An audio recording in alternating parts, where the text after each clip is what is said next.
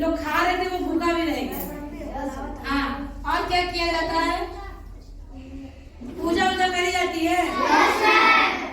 किसकी पूजा करी जाती है? तुलसी जी की पूजा करी जाती है। शंकर जी की पूजा करी जाती है। और गणेश जी की पूजा करी जाती है। अब रहने दो, बाकी दिन भी पूजा कर लेना, खाली एकादशी के ना रखो। चलो आज हम लोग बात करेंगे, मैं आप लोगों को बताऊंगी कि एकादशी का त्योहार क्यों मनाया जाता है। ठीक है? एकादशी के दिन हम लोग तुलसी जी के पौधे की पूजा करते हैं ना। गन्ने का मंडप बना करके सजाया जाता है। आज तुलसी विवाह किया जाता है। ठीक है? तो तुलसी जी की एक कहानी है, ध्यान से सुनिएगा। जो तुलसी जी थी ना, पहले वो एक लड़की थी, उनका नाम था वृंदा। क्या नाम था? वृंदा। तो वो ना राक्षस कुल में पैदा हुई थी, मतलब वो राक्षस जो थी उनकी बच्ची थी। ठीक है? लेकिन वो भगवान विष्णु की बहुत पूजा करती थी, बहुत मानती थी भगवान विष्णु को, दिन भर भगवान विष्णु का पूजा पाठ करती थी। ठीक है? जब वो बड़ी हुई तो भाई जब वो राक्षस कुल की थी तो उनकी शादी राक्षस कुल में ही होगी। तो उनकी शादी दानव राज जलंधर से हुई थी। किससे हुई थी? उनकी शादी हो गई। तो वो अपने पति को बहुत मानती थी, बहुत पतिव्रता थी, अपने पति को बहुत मानती थी, उनका कहा हुआ सब करती थी, उनके रक्षा के लिए हमेशा विष्णु जी से प्रार्थना करती थी। तो एक बार क्या हुआ, देवताओं और दानवों में युद्ध होने लगा। देवता मतलब भगवान लोग और दानव मतलब राक्षस लोग, उन लोग के बीच युद्ध होने लगा। तो ये दानव राज थे तो भाई इनको भी युद्ध में जाना था। तो ये युद्ध में जाने लगे। तो जो वृंदा थी वो बहुत डर गई अपने पति के लिए, क्योंकि युद्ध में तो कुछ भी हो सकता है ना, है ना। तो वो डर गई। तो वो बोली जब तक आप लौट कर नहीं आएंगे तब तक हम क्या करेंगे, मैं आपकी कामना के लिए कि आप अच्छे से रहें, आप जो सुरक्षित घर वापस आ जाएं, मैं यज्ञ करूंगी और आपके लिए पूजा अर्चना करूंगी। आप वो पूजा करने बैठ गए और जो जलंधर थे वो युद्ध करने चले गए।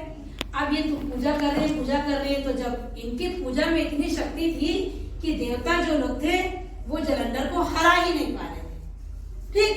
तो अब देवता बड़े परेशान कि इस तरह कैसे चलेगा, ये तो मर ही नहीं रहे हैं। तो वो दौड़े दौड़े देवता लोग विष्णु भगवान के पास गए। बोले ये जो इनकी पत्नी है वो बहुत पतिव्रता है, वो अपने पति के लिए इतनी तपस्या कर रही है कि हम लोग उनको हरा नहीं पा रहे हैं, तो आप कुछ करिए। तो विष्णु भगवान बोले मैं कुछ नहीं कर सकता, भाई वो मेरी पूजा करती है, मैं उनके साथ क्या करूं, मैं धोखा थोड़े ना दूंगा उनको, मैं कुछ नहीं कर सकता। लेकिन देवताओं लोग बोले अगर ऐसा हो गया तब तो हाहाकार मच जाएगा, राक्षसों का राज आ जाएगा, तो आप कुछ उपाय करिए। तो विष्णु जी क्या किए कि उनके पति का रूप लेकर के जो वृंदा के घर चले गए। ठीक? अब जब वृंदा पूजा कर रही थी और वहां देखी ये मेरे पति लौट आए, तो उन्होंने क्या किया, तुरंत पूजा छोड़ी और अपने पति का पैर छुआ कि आप कुशल से वापस आ गए, अच्छे से आप सुरक्षित घर आ गए। अब जैसे ही जब वृंदा पूजा से उठी तो क्या किया, देवताओं ने जलंधर को का सिर काट दिया। ठीक?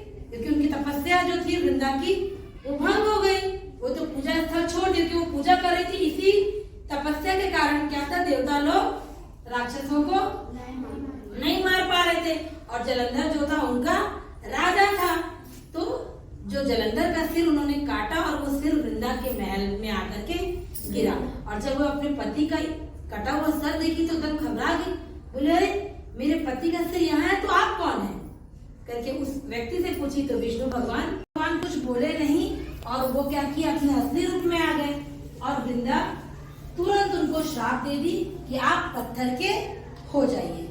तो विष्णु भगवान तुरंत पत्थर के हो गए। अब देवताओं में हाहाकार मच गया और जो विष्णु भगवान की पत्नी लक्ष्मी जी थी वो खूब रोने लगी कि क्या हो गया मेरे पति को। अब वो परेशान, अब वो वृंदा के पास आकर के अपने पति के लिए विनती करने लगी कि मेरे पति को माफ कर दीजिए। देवता लोग भी वृंदा के पास आकर के माफी मांगने लगे। तो वृंदा ने क्या किया, विष्णु भगवान को उनके असली रूप में ला दिया, श्राप से मुक्त कर दिया और अपने पति के सिर को लेकर सती हो गई। सती हो गई मतलब आग में जिंदा जल गई। और जब आग में जिंदा जल गई तो जो आग की जो राख थी उससे एक पौधा उत्पन्न हुआ, ठीक है, जिसे हम आज तुलसी जी के नाम से जानते। तो विष्णु भगवान ने उस पौधे का नाम तुलसी जी रखा, क्योंकि विष्णु भगवान के कारण ही ये सब हुआ।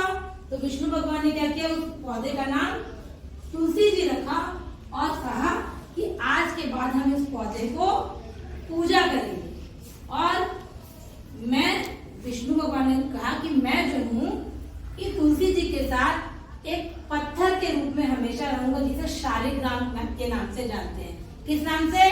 शालिग्राम के नाम से। तो आज रात में जब आप लोग पूजा करेंगे घर में, देखिएगा मम्मी चाहे दादी पूजा करेंगी तो देखिएगा तुलसी जी के पौधे के पास एक छोटा सा पत्थर रखा हो, है ना, उसको शालिग्राम कहा जाता है, उसको विष्णु भगवान का रूप माना जाता है। तो विष्णु भगवान ने कहा कि आज के बाद हम इस तुलसी जी को हम पूजा करेंगे और मैं कभी भी बिना तुलसी के कोई भोग स्वीकार नहीं करूंगा। मतलब हम भगवान में जो भी प्रसाद चढ़ाएंगे उसमें तुलसी जी का होना जरूरी है, क्योंकि वो उनकी बहुत बड़ी भक्त थी। तो इसलिए हम हमेशा जब भी कोई भोग लगाते हैं तो उसमें तुलसी जी जरूर डालते हैं।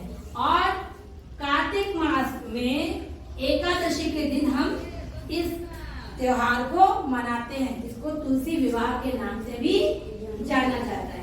आई बात समझ में? तो आज हम पूजा पाठ करते हैं, घर में दिए जलाते हैं, है ना, और क्या क्या चूसते हैं बेटा? हाँ, तो ये सब खाते हैं, है ना।